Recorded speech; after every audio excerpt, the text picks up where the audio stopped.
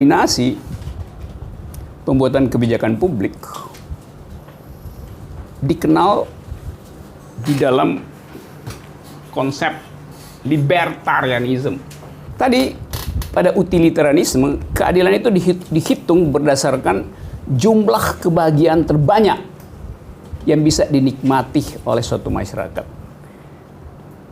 Pada libertarianisme, keadilan itu tidak dihitung atau tidak diandalkan pada konsep jumlah kebahagiaan terbanyak, tetapi pada hak setiap individu untuk menghasilkan kebahagiaan bagi dirinya sendiri. Kalau ini produk nasional,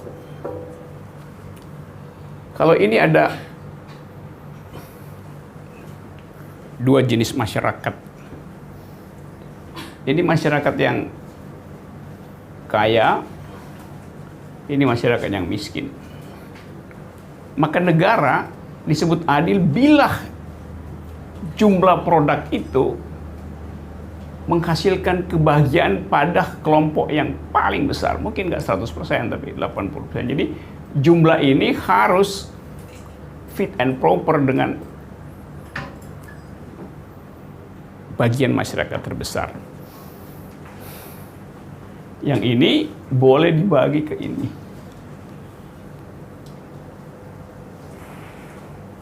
Melalui apa misalnya? Melalui sistem pajak. Ini jalan pikiran utilitarianisme.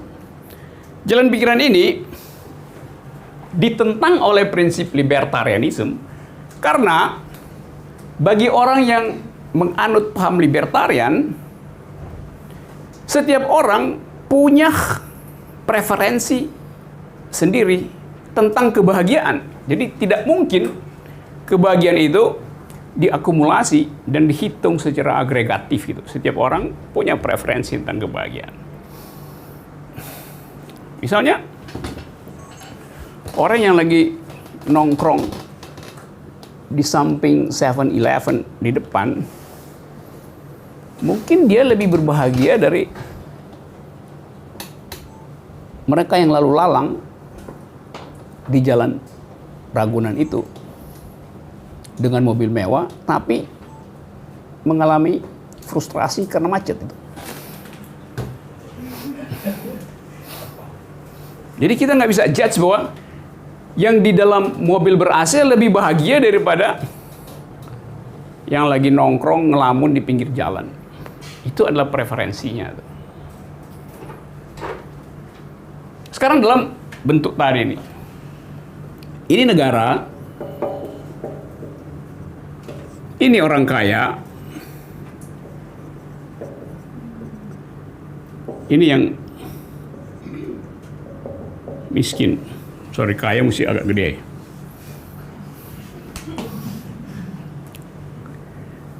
Kalau negara misalnya melihat ada kemiskinan, ada orang nongkrong di pinggir jalan, lalu ada jumlah orang yang kekayaannya lagi diuber oleh tax amnesty,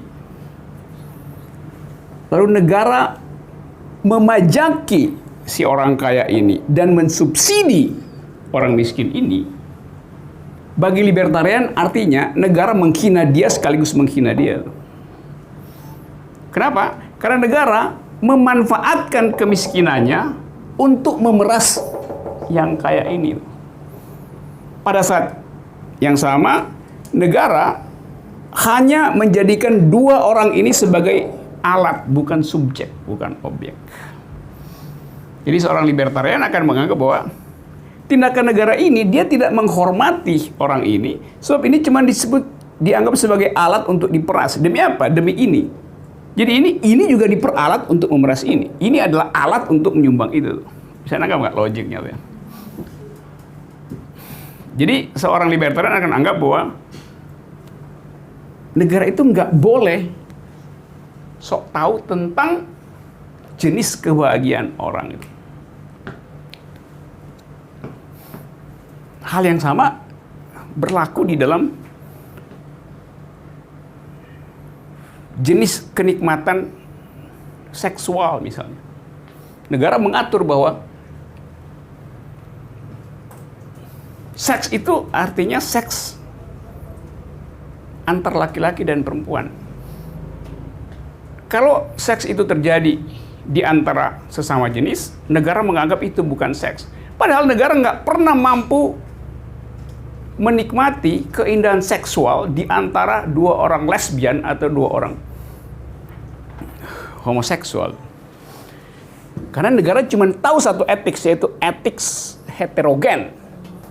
Bahwa sensasi berciuman itu lebih nikmat di antara dua lidah yang sejenis misalnya.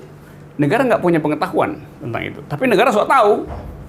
Kira-kira begitu gambarannya. Jadi ada utilitarianisme, ada libertarianisme. Di dalam spektrum teori keadilan. Saya kasih